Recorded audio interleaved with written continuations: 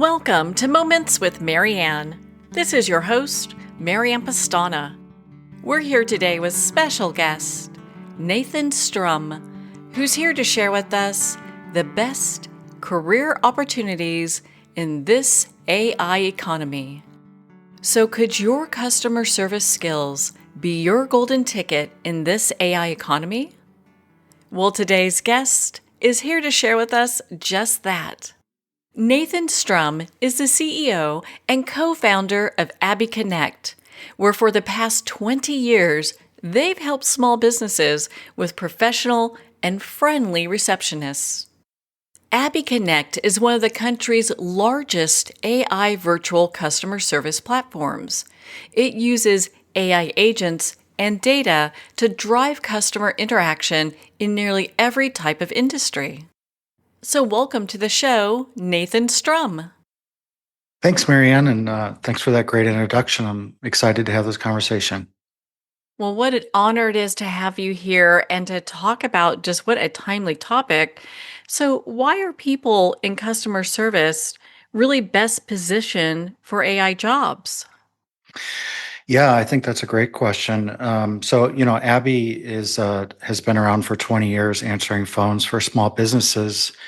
And when we got into this idea to start this new product of an AI receptionist, we knew we had to, remake the company because we've been so ingrained in, service-based and really haven't been in the technology space. And so we started to look at our employees and find the gaps, the talent gaps, and figure out where we need to go next. One of the things that we realized really quickly, though, was a lot of the work behind the scenes on the AI was not necessarily the software engineering technical work. It was, QAing the calls and providing feedback and, setting up the call scenarios, working with the engineers to make sure that that great customer service was felt over the phone. And so we started promoting our receptionists who'd been doing it for years and found that they were just so great at taking the leap to the next level for them. So, let's talk about Abby Connect. Can you share a little bit about the company and what you offer? Yeah, absolutely. So we offer live receptionist services, both human and AI, and like I said, we've been doing business for 20 years now on the human receptionist side. We launched our AI receptionist about 3 months ago. So we were in beta for about 6 months and just launched and have had great success. We're seeing a lot of adoption, a lot of clients that are using both AI and human, and so it's been a great journey for us. So, let's dive into AI customer service. What exactly is that? What does that look like? Sure. So AI customer service is, the same principles as the true and tried customer service that we've had for the past 100 years. People want to feel heard. They want to get their tasks done, and they want to feel like somebody is listening to them. And so AI customer service for our industry means answering the phone with an AI voice that has been trained on your business, can answer questions about your business, can also do some other tasks. Maybe you have a scheduler that you want to schedule callers for a future callback, or maybe you want to do an intake as a lawyer to find out if the person has a case that you'd be interested in. So these are all things that the AI receptionist can do, just like our human receptionist can do. And if there's any friction in that call, then it gets transferred to a human receptionist, and we take the call as a backup. That's so great to have a service like that that people can utilize. Are you seeing like a lot of entrepreneurs who are looking to expand using your service? We are, yeah. We're seeing a lot of the same clients that use our human receptionist service, same industries, entrepreneurs, small business owners. We have a lot of lawyers, financial advisors, CPAs, accountants, home services. So anybody that needs their phones answered, anybody that knows that if they don't answer their phone, the caller is going to go to the next company and you're going to lose that business. So, based on what you're seeing, how many tech people lack that people skills to train AI in customer service? Yeah, good question. Well, I don't want to throw every tech person under the bus.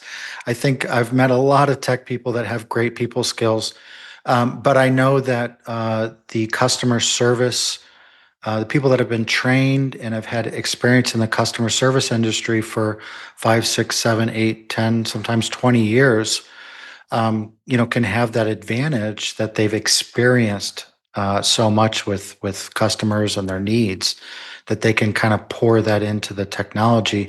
I think another difference is, and I get very excited about technology, and I know software engineers too. But at the end of the day, this is technology, but this is customer service. It really is. And, just because the technology can do A, B, and C doesn't mean that that's what the customer is ultimately looking for. So, what does that onboarding look like for a new company that you're working with? Perhaps, let's say it's a radio station Mhm. that is going to utilize your services, and perhaps you haven't used that before, had that kind of client before. How does that look like? Yeah, sure. Well, 5, even 4 years ago, AI voice and customer service was really only available to enterprise level clients. And the big deal there was is you needed a lot of data, and you needed a lot of recorded calls or other forms of customer data that you could load into the system and train it to do what you needed it to do. Well, these days with the new technology, with the LLMs that everybody's familiar with, that first level training is not needed anymore. So you're basically, think about it as in the olden days, you had to bring in a baby and raise it all the way to, somebody that can handle customer service. Whereas now we're bringing in an adult, this LLM that's been trained on all this data, and we're making small tweaks to be able to get it to handle your business correctly. So that's a long way of saying a customer now, small business owner now can have an AI receptionist up and running in minutes as opposed to months. Oh, wow, that's so impressive, just how quick that all comes together.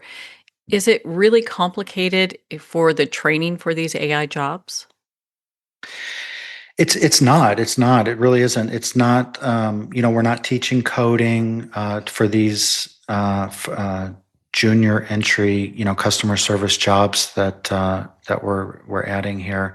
It's again, it's the old, true, and tested methods of listening to calls, listening to what customers are saying, making small tweaks, small enhancements, and able to get the best possible results. And so we are seeing jobs like AI QA, somebody that's listening to calls all day and rating them and providing feedback. We have AI technicians. Again, we have receptionists that started entry level, and we've trained them on AI, and now they're taking the position of AI technician, where they get a little bit more into the weeds of how the AI itself is configured. We have a back-end configuring system that they work on to ensure that the AI is giving the best possible results. We have prompt engineers, AI prompt engineers. Again, this is a position that entry-level receptionists are being promoted into. And a prompt engineer, for us, what that means is, you have all different types of calls, all different intents of callers. And when you set up that AI, there's a little bit of prompting involved with getting the AI to recognize the type of call and put it down the right path. So we have receptionists that are working on that as well. What a great opportunity for people to be involved in really like the cutting edge of AI and customer service. It is. And, we're seeing so many great stories. For example, we have a lady started as a receptionist. She's a single mother with four boys, if you can imagine that in your mind, and no family here where we're based in Las Vegas. And so she works full time and she takes care of her four boys full time. And she's been promoted since she started here three times, has taken all of our courses on AI technology, has taken further courses on technology and integrations, and is now making 30% more than she was just a few months ago by taking these jobs. Oh, wow. What a great story. And I'd love to hear about your background. Like, why are you an expert on AI customer service? How did that really come to a place where you wanted to invest your time and your interest in? Sure, yeah. Well, I was probably like a lot of the people in 2022 or the year that ChatGPT released their newest update, and I was just shocked with the technology. I knew that at some day AI would get to the place where we needed to invest, but I didn't realize it was going to happen this soon. I think the rest of the country, a lot of people felt the same way. And so as soon as I saw that come to market, we started right away in researching and seeing what it would take to come out with this new product. So we kind of thought that this was going to be a quick and easy thing, that we would connect into OpenAI, the maker of ChatGPT, and throw up a product. And I told the software engineers that no, unless we can create something that is as good as what we do now with our human receptionist, then we are not going to market with this new product. And we'll spend the money to do the research, we'll spend the money to build it, but that doesn't mean that we're going to market with it. And when we launched our beta 9 months ago, it was really shocking to hear how well callers responded to it, and there's been no turning back ever since. It's been a great experience. Well, you touched on this a little bit earlier about why companies need someone answering their phones. So, why is it important to have an AI agent doing that? Sure, sure. Well, we all know, in small business anyway, that if you don't answer your phone, the caller is going on to the next option. They're going to go down Google and call the next plumber or the next PR publicist. And so answering that phone has always been important and it still is important. What AI can do is take it a step beyond what the human receptionist can do. And when I say human receptionist, I mean a service like ours, and where you're really saving a lot of money by hiring Abby to answer your phones. We there's a limitation on what we can do on the human side. There's certain calendars, there's certain systems that we cannot allow our receptionist to log into because of privacy concerns, and because there's a lot of training involved and a lot of time involved in manipulating these systems and going in there and doing what's necessary. So with the AI, we can do all that now. We can connect to your Google Calendar. We can, schedule people on multiple different types of events or calendar types that you want. And so, whereas before, you were kind of pigeonholed into a certain level, certain things that we could do on the human side, now we can do so much more on the AI side. Now, would customers know that they're talking to an AI agent versus a real person? It's, yeah, that's a great question. When we first started the beta, we tested because it's still the Wild West, and I believe that someday there should be some rules on announcing that you are speaking to AI. I'm an advocate for that, but it's still the Wild West, and there's no rules. So we tried We tried both versions. We tried having it where the AI would announce that they're AI, and then we tried where they would not announce.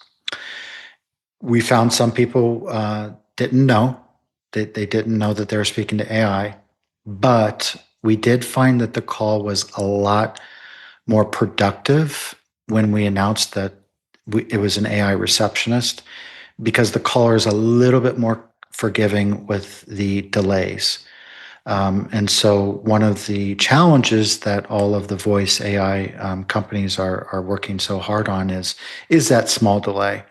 And we've made a lot of progress over the past 12 months, and we've reduced that delay considerably. And it's almost where you can't notice it, but there is that small delay, and if somebody speaks over the other person, then it becomes a little bit, troubling as a conversation. It's not as great of a conversation. So what we found is when you announce that you're AI, the caller is a little bit more forgiving. So are people really enjoying that discussion with AI versus a real person a little bit more? Yeah, well, yeah. It's funny. I listened to a call. They brought a call to me the other day, and it was a gentleman, and he said, "Oh my gosh, this is AI. Betsy, come in here. You got to hear this." And he's calling his wife, and you can hear him talking to the wife in the background, and it's really quite a funny call to listen to. But that's the sentiment we're getting. And another story is we have an attorney, and she specializes in elder law. And she came to us and said, "Hey, listen, you guys are doing great. You're answering during the day, but I'd like to have my phones answered at night. But I do want to save money. I do need to, manage my costs." And so we thought, what a great opportunity to test this out on a demographic that traditionally you would think is not going to respond well. And so after a little bit of convincing, we convinced her to try it. We said, "Hey, listen, we're going to give this to you for free. Let's see how it goes. We'll monitor the calls. If there's any friction in the call, if the caller is not happy, it'll fail over to a human receptionist. We won't charge you for the call, and then your caller will still be happy." Well, fast forward to today, and she's one of our biggest advocates. Her callers love it. They have natural communication with the AI receptionist. Very little friction in the call. Very little opportunities where the caller is voicing that they want to speak to a human, and it's great. It's a great use case. What a great story. That's awesome. So, does it make sense to use AI instead of humans for customer service? And if so, like, is there a threshold and when we should have one versus the other? Yeah, good question. I am a big advocate of not going 100% AI in any direction. I think you know copywriting and your industry specific gets a lot of attention there, as far as keeping a human involved and not writing entire copy with AI. But that's the same with customer service. I do not believe that the technology is ready for you to completely outsource your phone answering to an AI technology yet. And so that's one thing that we do is we guarantee every call. So if a caller gets frustrated, it's escalated to one of our human receptionists right away.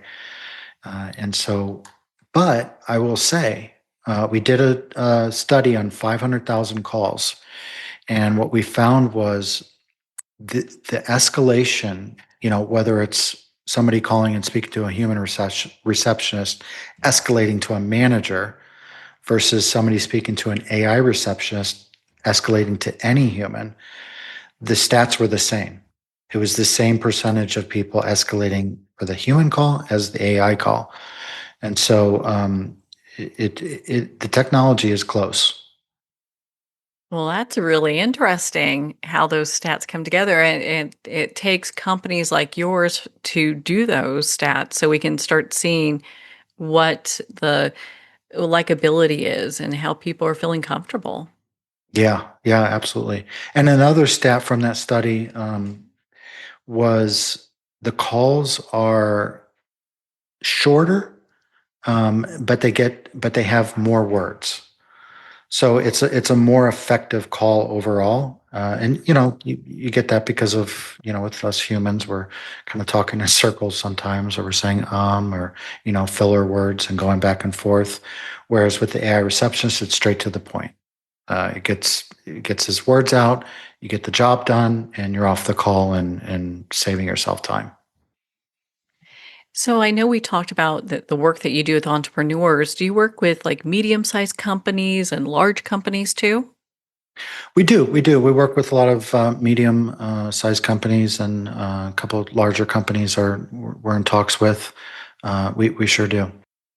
And how about like medical offices and dental offices? So we work with medical offices more so on the human side because we offer a HIPAA compliance option for the human receptionist. We are working on a HIPAA compliance option for the AI receptionist, but it hasn't been released yet. So anytime medical comes to us, if they need HIPAA compliance, which sometimes they don't, but if they do, then we steer them towards the human side of what we do. And same for dental.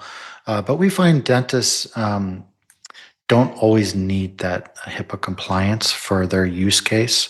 But yes, we do serve a lot of dental offices as well. So you really are providing solutions to large swaths of industries because I know on your website you talk about beauty and wellness, chiropractics and accounting.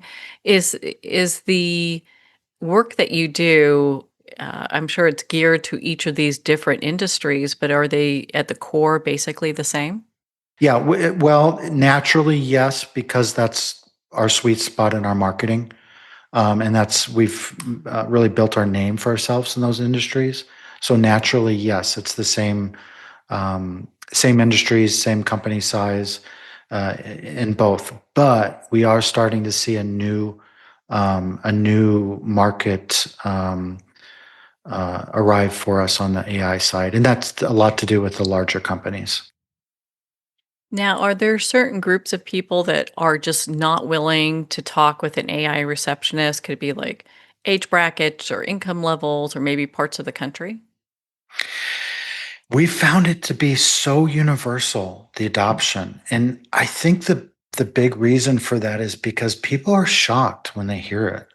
I don't know if you've heard it or if you called in and spoken to any of these AI voice providers, but the leap from where we were 10 years ago with the automated systems where you call in and you're looking for your prescription to what's available today is it's really shocking. The leap is unbelievable. So I think people are so intrigued when they hear it that they're willing to have that conversation. So to answer your question, we have not seen any specific demographic, age group, any industry, anything specific that where they shy away from the calls more so than the other groups. That's so good to know. Are there industries that are best positioned to benefit from an AI receptionist? Yes, yes. So it's a lot of the same industries that we've been servicing for the past 20 years. So a lot of law firms who are, uh, when you're looking for an attorney, especially if it's, something dire like you've been in an accident, you don't want to wait for them to call you back. You're not going to leave a message at five law firms and do business with the one that calls you back. You're going to do business with the one that answers the call. And so these types of industries where telephone communication is critical is really where we're seeing the growth in. Do your employees have a fear of being replaced by AI? And good question. I think they did in the very beginning. And so what we did in the very beginning before we even announced that we were going to start developing this new product is we started evangelizing AI in your personal lives. And so, for example, we did a couple of things. One is we started a little Teams chat and started discussing how we're using AI in our personal lives. And I think people were it shed a lot of light on the positives. And then from there, we started building in the use cases for business. And we started showing people that no, this can augment you and you can, grow your career. This is not going to replace you at Abby anyway. That probably made them feel pretty good that they are valued in this whole transformation that was taking place. They did. And, that's been our culture as far as really focusing on our employees. So we went out and we got some great training material to train people on AI and customer service and technology, and whether they stay with us or not, we want them to learn about this and be able to use it in their career path. Was it that additional training that you gave your employees that kind of helped kind of subside the fears that they had that they might be replaced? Yeah, exactly. Because they see that, hey, we're investing our money in you. We're investing our time and money in you. So why would we do that if we're going to replace you in a couple months? So yeah, I do think that that had a big part of it. You guys offer so many wonderful things. I mean, we're in such a great age where companies like yours exist that we can take advantage of, especially when you look at like the small business owner or the entrepreneur that they're wearing too many hats and they just need help. How do you see the transition go from getting to a place where, and we talked about the onboarding where you have a new company that comes on board. I know you said it takes just a few minutes, but are there like little places that need to be ironed out when you are working with a new company? Yeah, there are, and that's both human and AI. And so, over our history, as we onboard new clients on the human receptionist side, we're very upfront with people and we say, hey, listen, we've got this great name for ourselves in customer service. I know you have high expectations. We're going to do a great job, but we are people. And the receptionists that answer your phones are people, and they need to learn your account. So there could be hiccups along the way, just like any new hire, just like if you brought somebody in to your company to answer your phones. And so this is a little bit of a learning curve. Now we've been doing this for so long that we know how to train receptionists to get past that learning curve faster with lower number of mistakes. But it's still going to be there. So we want you to bear with us and have a, um, a relationship with us and not just flip the switch and turn us on. We want you to give us feedback on those calls and work with us and let us know when you see things that not only need to be improved but things that we're doing right. And so that entire feedback loop apparatus has taken true to the AI as well. So the AI needs to have tweaks in order to make sure that it's not making mistakes. And so that's why we have a lot of tools. We have the staff here that's monitoring the calls, but then we also have tools for the small business owner to be able to listen to their calls, read through transcripts if they want, look at summaries, and then give quick, relevant feedback so that we can put it into play right away. Can you give us some real life examples of how one industry was disrupted and it created new jobs? Well, I think we're seeing that right now in the customer service industry. I know that there's a lot of the larger companies that are making a lot of noise about cutting jobs and replacing it with customer service. Replacing it with AI customer service. Um, but I do believe that that's a bunch of noise right now, and I don't believe that that's the bigger picture happening. So I believe that in small business, we are finding small ways to use this technology to our advantage and give us a leg up from our competitors. And we're not trying to remake our entire companies with AI. I think that would be a major mistake. We're not trying to replace entire processes with AI. But if we can find one use case, one one niche, and put it into play, and iterate on it, and find the ROI, and if we don't find it, pull it back and try something else. I think that small businesses have so much to gain from this technology. I can bet you probably have a lot of employees that have been with you for a very long time now, especially through this transition, seeing how that they can offer so much to this company. We have, and we've what we're very proud of is a lot of our senior management started as receptionists. So, for example, we just had a big promotion today. Somebody was promoted into HR director. Her name's Marlene, and she started with the company 12 years ago, and this was her very first job. I'm very proud of her, so you can probably hear that in my voice. But she started as Abby 12 years ago, first job, and she's taken almost every job that we have available, and worked her way up to the top. And now she's one of my most senior, trusted advisors in the company, and started as a receptionist.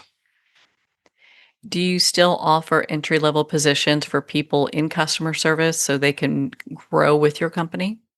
We do, yeah, we do. And not only do we want to keep the human receptionist as our core product and something that we believe in and we believe will be relevant for many, many years, but it's also a great opportunity to continue this progression from coming in and really experiencing customer service firsthand.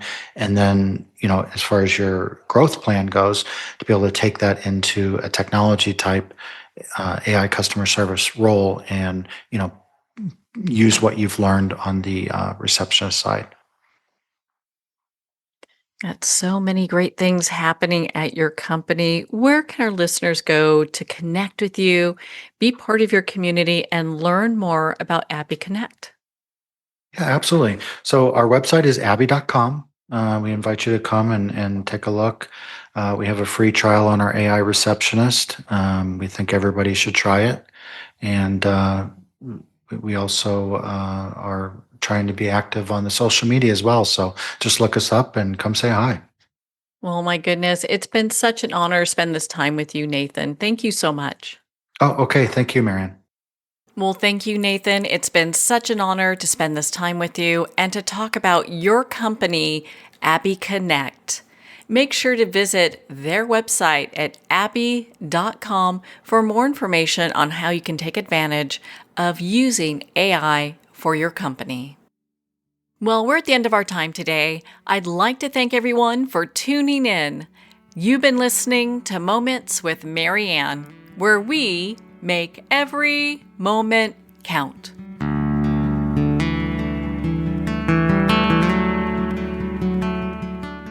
In a single moment, your life can change. Moments with Marianne is a transformative hour that covers an endless array of topics with the best of the best. Her guests are leaders in their fields, ranging from inspirational authors, top industry leaders, and business and spiritual entrepreneurs. Each guest is gifted and a true visionary, a recognized leader in her own work, and while teaching others to develop, refocus, and grow, Marianne will bring the best guest and sometimes a special surprise. Don't miss this. You never know just which moment will change your life forever.